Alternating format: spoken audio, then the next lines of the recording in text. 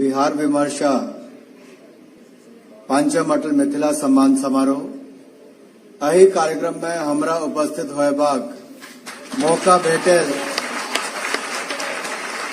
यही बात का लेल हम यही कार्यक्रम के आयोजक के बहुत धन्यवाद दै छियन। तो प्रदीप जी, बिहार विमर्श एवं अटल मिथिला सम्मान समारोह के शुभ कार्यक्रम के अवसर पर हमारे बड़े भाई वर्षों तक हम सबको संगठन में बहुत कुछ सिखाकर और ऊर्जा देने का जिन्होंने काम किया, पूर्व सांसद और पूर्व भारतीय जनता पार्टी के मध्य प्रदेश के अध्यक्ष रहे, राष्ट्रीय उपाध्यक्ष रहे आदरणीय प्रभात झा जी, युवा तेज तर्रार नेता और राज्यसभा के सांसद आदरणीय विवेक ठाकुर जी, और जिनके साथ आप लोगों ने थोड़ा अन्याय किया, जिनका 2 मिनट हम मधुर गीत सुन सकते थे लेकिन आपने उनको भी भाषण देने पे मजबूर किया। ऐसे सुरों के सरताज आदरणीय कुमार सानू जी, आदरणीय अनुराधा पोडवाल जी, और जिन्होंने आज का एक कार्यक्रम करवाया ऐसे आदरणीय प्रदीप झा जी, और जो कार्यक्रम के पीछे से पूरी ताकत लगा रहे थे और जिनके अनुरोध पर आदरणीय संजय मयूख जी हमारे एमएलसी भी हैं, भारतीय जनता पार्टी के सह मीडिया प्रभारी भी हैं, उपस्थित सभी नेतागण, उपस्थित सभी संस्था के माननीय सदस्य, सबसे पहले तो मैं आप सबको आज के इस कार्यक्रम के आयोजन पर प्रदीप जी आपको और आपकी टीम को बहुत बहुत बधाई और शुभकामनाएं देता हूं, और धन्यवाद इस बात का देना चाहता हूं कि आपने इस पे 2 बड़ी महत्वपूर्ण बातें की। एक बिहार विमर्श, क्योंकि जब भारत की बात होगी तो बिहार की बात होगी ही, और जब बिहार की बात होगी तो मिथिला के बिना बिहार की बात अधूरी ही रहती है। और जब हम अटल जी की बात करते हैं तो अटल जी के बारे में तो इतना ही कह सकता हूं कि आदरणीय अटल जी हम सब के लिए जहां एक और प्रेरणा स्रोत थे, पथ प्रदर्शक थे। अटल जी के न केवल एक कवि बल्कि उनके स्वभाव की आज कितने वर्षों के बाद भी, कुमार सानू जी और मैं तब से लेकर अब तक केवल अटल जी की ही बात कर रहे थे। ऐसा व्यक्ति युगों युगों में कभी एक बार कोई आता है, वो अटल जी ने आकर वो छाप जो हमारे भारत रत्न रहे श्रद्धेय अटल बिहारी वाजपेयी जी। और मुझे आज भी एक उदाहरण मैं अटल जी के बारे में जरूर देना चाहता हूं। कारगिल का युद्ध चल रहा था,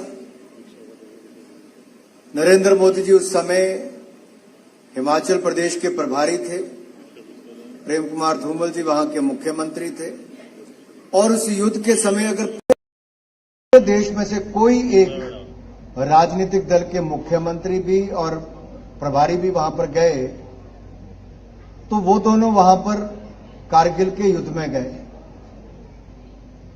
और जब एक बंकर में गए, बाकी जगह जाके हालचाल पूछ रहे थे तो एक हॉल में काफी सैनिक इकट्ठे थे। तो एकदम से जैसे रेडियो पर कुछ आया तो जोर से नारे लगने शुरू हो गए, भारत माता की जय, भारत माता की जय, अटल बिहारी वाजपेयी जिंदाबाद।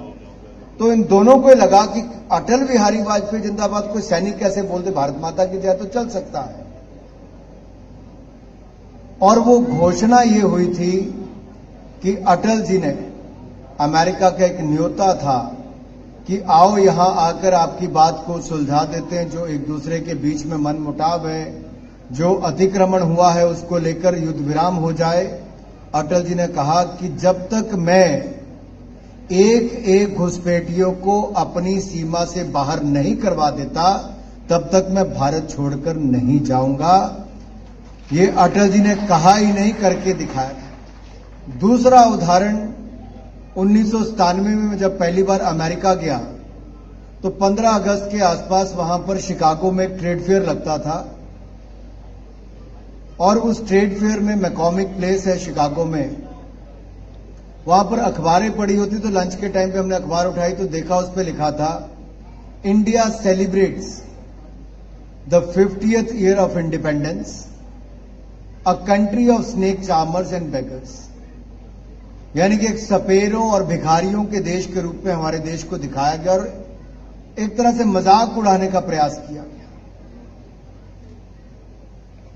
और मेरे मन पे बहुत बीती। मैं 23 वर्ष का था, विदेश यात्रा पर पहली बार गया था, एक्सपोर्ट का काम करता था उस समय। लेकिन उसके 2 वर्षों के बाद जब अमेरिका फिर गया ट्रेड फेयर पे,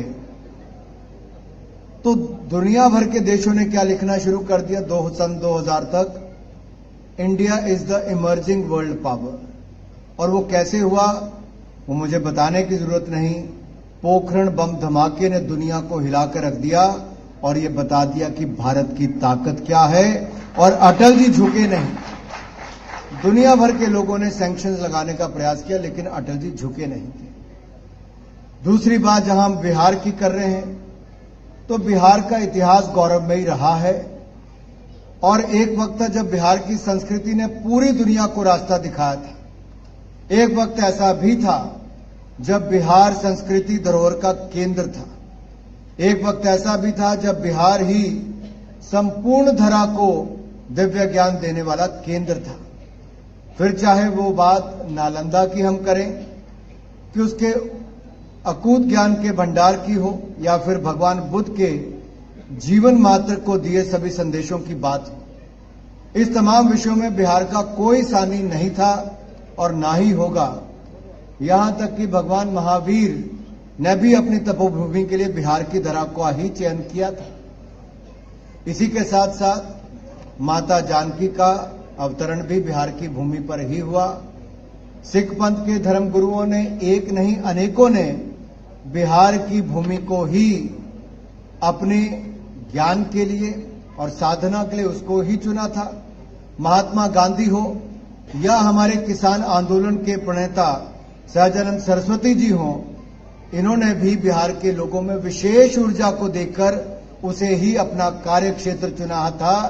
तो बिहार की भूमि ने एक नहीं अनेकों ऐसे महानुभावों को जन्म भी दिया, आगे बढ़ने का अवसर भी दिया। और मित्रों, राष्ट्र कवि रामधारी सिंह दिनकर ने कहा था कि लगभग आधे विश्व पर हमने सांस्कृतिक उपनिवेश कायम किया है। और सांस्कृतिक उपनिवेश का मतलब है कि हमने विश्व को अपने विचारों के ज्ञान से सींचा है और जीता भी है। ये भूमि बिहार ही है जहां से हमने पूरे विश्व को ज्ञान और विचार के माध्यम से रास्ता दिखाने का काम किया है। और जब जब देश को और विश्व को जरूरत पड़ी तब बिहार ने और बिहारियों ने आगे बढ़कर रास्ता दिखाया है।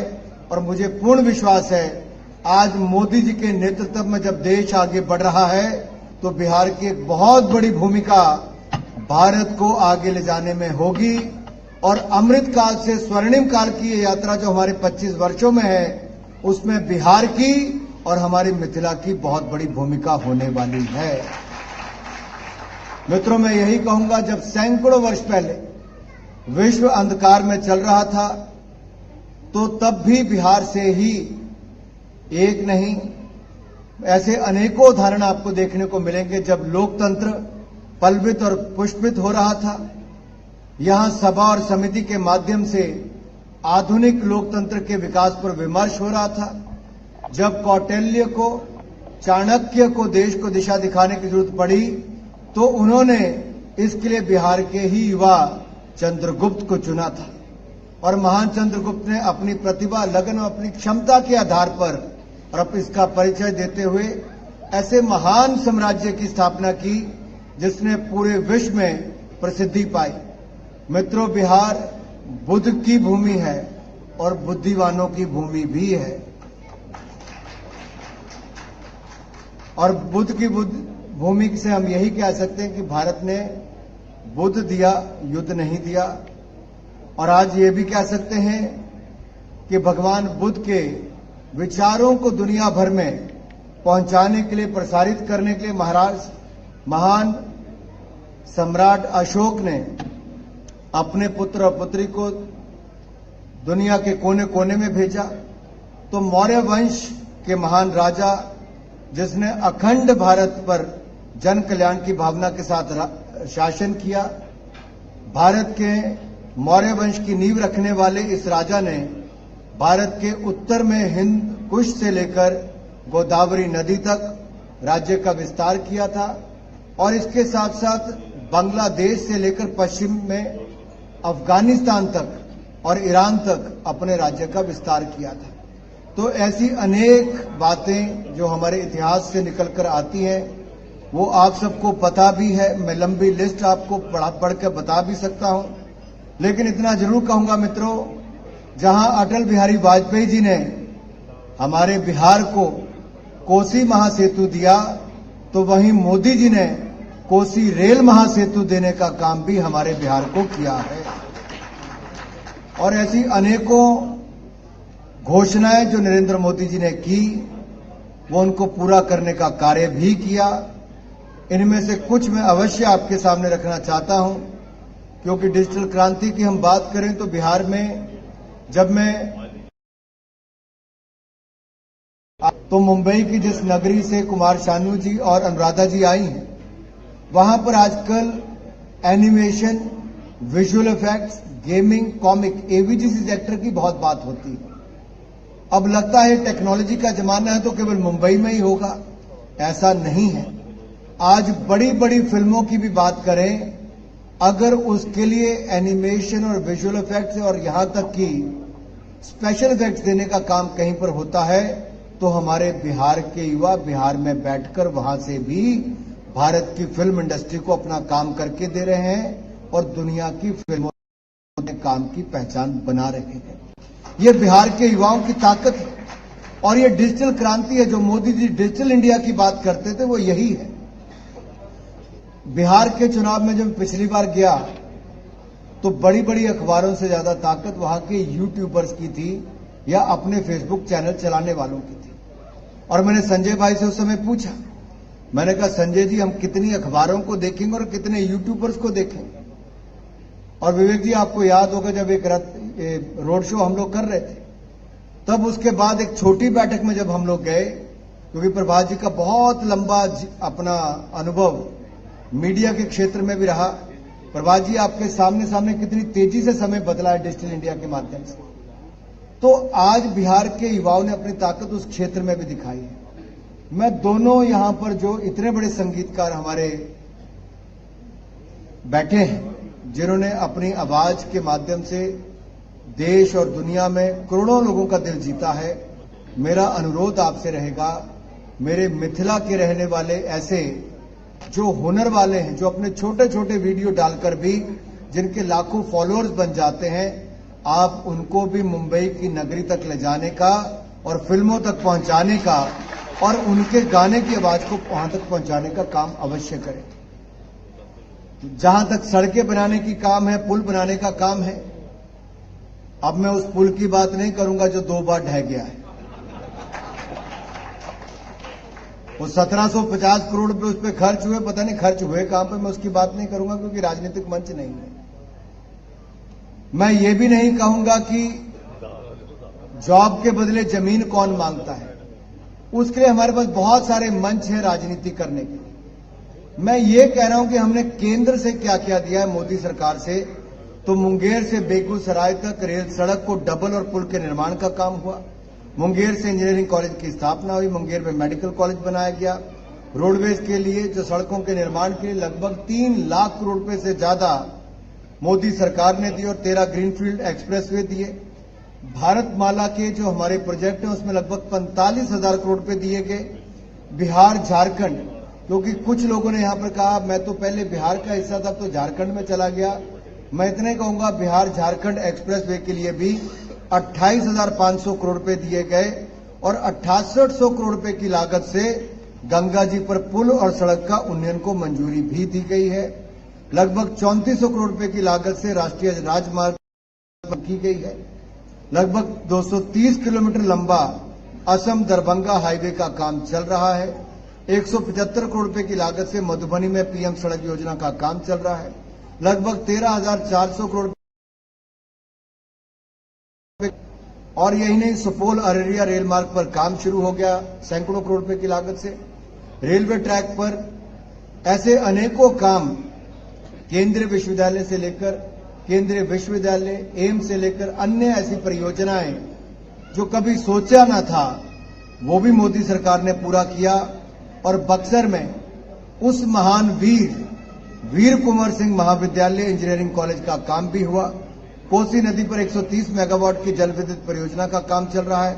बक्सर के चौसा में 1360 मेगावाट की क्षमता से पावर प्लांट का काम। अब मैं ऐसी अनेकों आपको बातें सुना सकता हूं, क्योंकि 12-15 पन्ने हैं, मैं समय इस पर नहीं लेना चाहता। लेकिन मैं प्रदीप जी को इतनी बात जरूर कहूंगा कि प्रदीप जी, ये कार्यक्रम केवल अपने समाज के लोगों को इकट्ठा करने के लिए नहीं होते।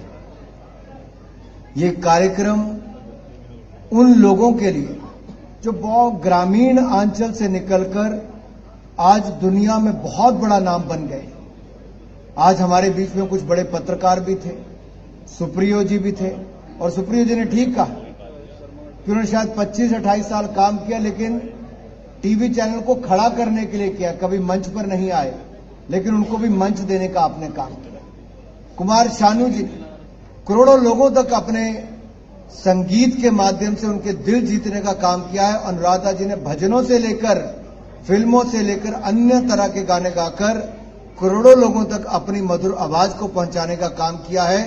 तो उन करोड़ों दिलों को जीतने वालों को भी इस मंच तक पहुंचाने का काम प्रदीप जी आपने किया है। उसके लिए आपको और आपकी सारी टीम को बहुत बहुत बधाई।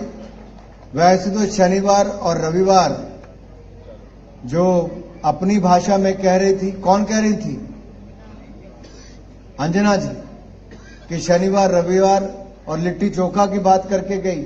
आप भी मुझे लिट्टी चोखा की बात करके यहां तक लाए थे, लेकिन कभी दर्शन तो हुए नहीं अभी तक। लगता है कि इसके बाद मिथिला थाली खाने को जरूर मिलेगी। मिलेगी नहीं मिलेगी?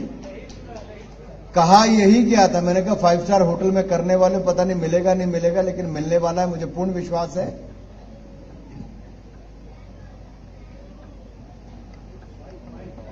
मुझे लगता है प्रदीप जी ऑर्डर करने वाले। हेलो, आपको जल्दी हम लोग मिथिला की धरती पे बुलाएंगे और वहीं पे दही चूड़ा, पान मखान सब वहीं होगा। दही चूड़ा नहीं, इनको वहां पे दामाद वाला भोजन कराना होगा, उसमें सिर्फ 75 व्यंजन बनते हैं।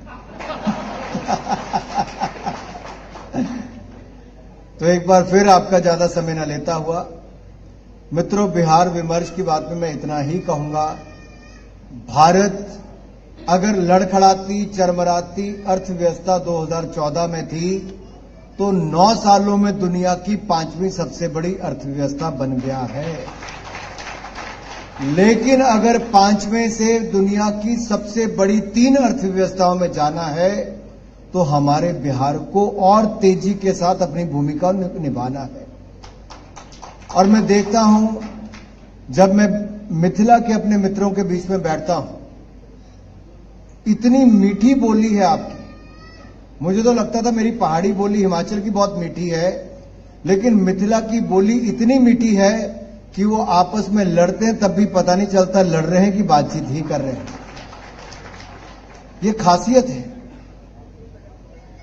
और इसको बचाए नहीं रखना, इसको आगे बढ़ाने का काम करना है। और मैं आपको विश्वास दिलाता हूं कि मोदी जी की सरकार में दूरदर्शन हो या ऑल इंडिया रेडियो हो या कोई भी प्लेटफॉर्म होगा, हम अपनी मीठी मिथिला की भाषा को आगे बढ़ाने का काम करेंगे। इस बात का विश्वास आपको जरूर दिलाता हूं। और मैथिली को आगे बढ़ाने का काम मेरा अकेले का नहीं, हम सब इकट्ठे मिलकर करेंगे। मैं इतना ही आपको विश्वास दिला सकता हूं। आप सब जुड़े।